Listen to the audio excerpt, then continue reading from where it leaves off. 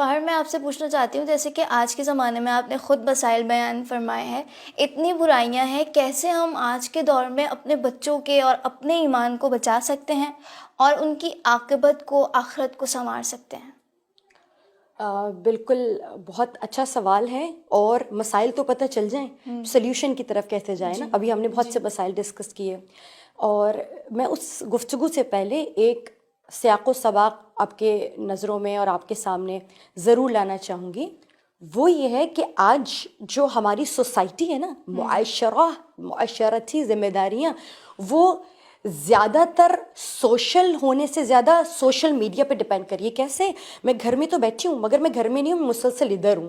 میں آپ دیکھتے ہیں شادی کی تقریب میں، یونیورسٹیز میں، اداروں میں ہم جاتے تو ہیں، مگر ہمارے اذہان اس طرف ہیں. تو میں اگر یہ کہوں تو برا نہ ہوگا کہ ہمیں یہاں پر بھی بہت زیادہ غور کرنے کی ضرورت ہے، بہت زیادہ چیک اینڈ بیلنس رکھنے کی ضرورت ہے. اور اب آپ نے کہا کہ بھائی کس طرح سے سولو کریں. مولا متقیان کے پاس بھی ایسے ایک شخص آیا، ایک عورت آئی، آ کے کہتی ہے 6-7 برس کا بچہ تھا، کہا مولا میں اس کی تربیت کرنا چاہتی ہوں، کیسے کروں؟ مولا فرماتے ہیں بہت دیر میں آئی ہے. اللہ اکبر. کہا مولا پھر کب آنا چاہیے تھا؟ جب یہ پیدا ہوئی تھی؟ فرمایا نہیں. پھر کب آنا چاہیے تھا؟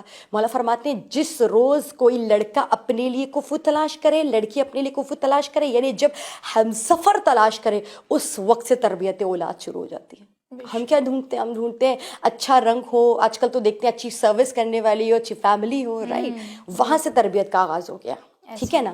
اچھا جی چلیں، آپ نے وہاں کا خیال رکھا نہیں رکھا بہرحال، لیکن اگر کوئی سمجھدار ماں ہے، کوئی فاطمی ماں ہے، کوئی دینی ماں ہے، اور میں یہ بار بار کہوں گی دینی ماں ایسا نہیں ہے کہ دنیا سے پیچھے رہ جاتی ہے، نہیں.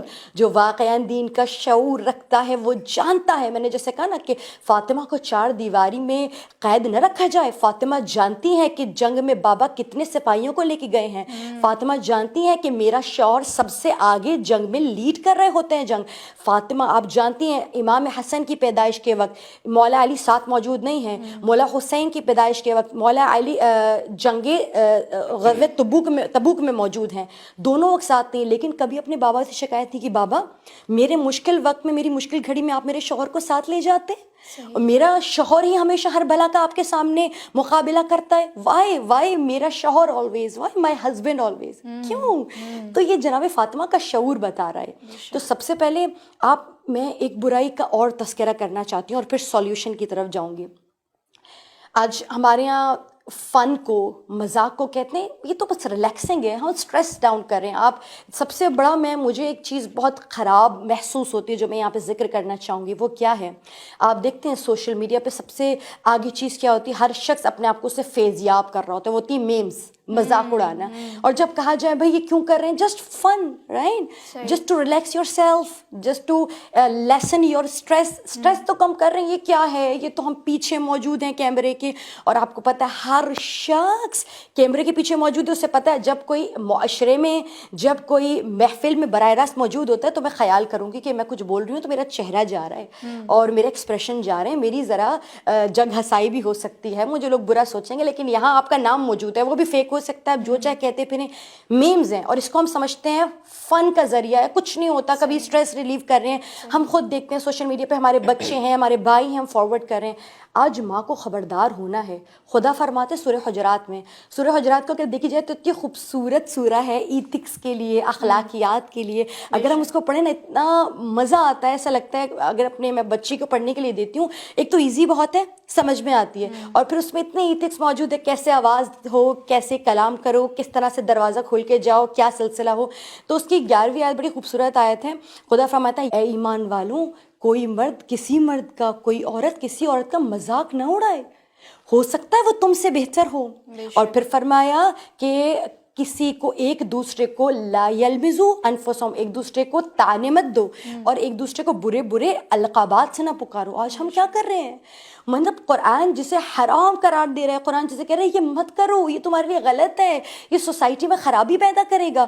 what we are doing، ہم نے تو اس کو بولا فن ہے یہ، رائٹ. اب یہ ہم کہتے ہیں ہم نے تو نہیں بھائی آپ یہ کیا باتیں کر رہے ہیں عالمہ صاحبہ، یہ تو آپ ایسے کریں گی تو بس دین تو اتنا گھٹن ہونے لگے گی ہمیں دین میں. نہیں، یہ وہ جگہ ہے جہاں سے ڈپریشن شروع ہوتا ہے، جہاں سے لوگوں میں اسٹریس ڈیولپ ہوتا ہے. ہمیں یہ معلوم کرنا ہوگا کہ where to go, what to do. اب یہاں پہ ہم سولوشن کیسے لیں؟ میرا بھائی ہے اگر وہ اپنی وال پہ کچھ شیئر کرتا ہے, کوئی میم آگے بڑھاتا ہے, کسی عالم کا مذاق ہے, کسی بچے کا, کسی خاتون کا مذاق ہے, فوراً روکا جائے. اب آپ کہیں گے ہزاروں لوگ کر رہے ہیں, ہمارے روکنے سے کیا ہوگا؟ نہیں, ہزاروں میں سے کچھ 500 1000 تو کم ہوں گے اگر آپ اور مجھ جیسی خواتین اپنے بھائی, اپنے بچے, اپنے کزن, اپنے بھتیجے, اپنے بھانجے کے لیے اسے اسٹاپ کرے, ہے نا. تو یقیناً یہاں پہ چیک اینڈ بیلنس رکھنا پڑے گا. اور چیک اینڈ بیلنس کہاں رکھنا پڑے گا؟ رات کو سوتے ہوئے. میرا فرسٹ ماسٹر سائیکالوجی میں, تو میں نے ایک بہت خوبصورت اور لطیف نقطہ وہاں پہ پڑھا جو کہ پہلے مجھے دین نے سکھایا تھا, بعد میں مجھے سائیکالوجی نے سکھایا.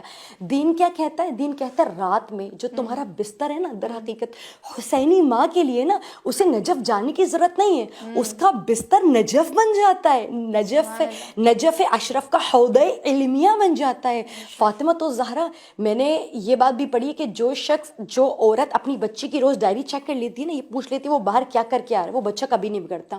فاطمہ تو زہرا کیا کرتی ہیں؟ حسنین سے پوچھتی ہیں بیٹا آج میرے بابا سے کیا سیکھ کر آئے ہو, وحی میں کیا سنا ہے.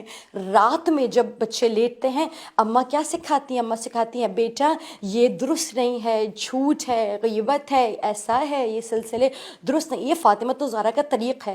اور میں نے کتب میں پڑھا ہے, بارہا حدیث میں بھی ہمارے سامنے آتا ہے کہ جناب فاطمہ تو زہرا ہمیشہ اگلے روز کے لیے حسنین کریمین کو 2 چیزیں بتاتی تھیں اور کہتی تھیں کہ بیٹا اس پر قابو پانے کی کوشش کرو. ہمارے لیے کتنا بہترین خزانہ ہے.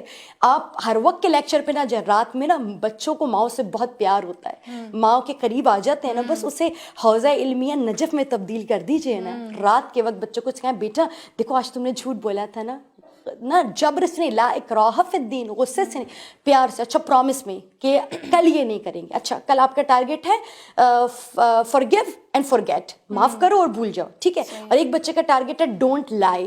اب دونوں نے ایک دوسرے کا ٹارگیٹ بھی سیکھ لیا اور پتہ چلا ہمیں صرف ایک حدیث ملی, ایک بات ملی جس پر ہمیں عمل کرنا ہے. ایک چھوٹا سا لطیف نقطہ ہے. اور پھر میں نے یہی بات سائیکالوجی میں پڑھی. کیا پڑھی؟ Bed time study. جو چیز بچے کو بیڈ ٹائم سمجھائی جاتی ہے, یا اگر بچہ عادی بنا لے اپنے آپ کو کہ وہ بیڈ ٹائم پہ کوئی چیز پڑھ رہا ہے, وہ پوری رات خواب میں اس کے ذہن میں سرائیت کرتی ہے. جب وہ صبح اٹھتا ہے اسے وہ یاد رہتی ہے. جب میں نے یہ پڑھا کہ اگر کوئی شخص بیڈ ٹائم اسٹڈی کا وقت بنا لے اور عادت بنا لے, وہ دیکھے گا کہ دن سے زیادہ بہتر اسے رات میں وہ چیز یاد ہو سکے گی, اور جو وہ یاد کرے رات میں اسے دوہرا کے سو جائے.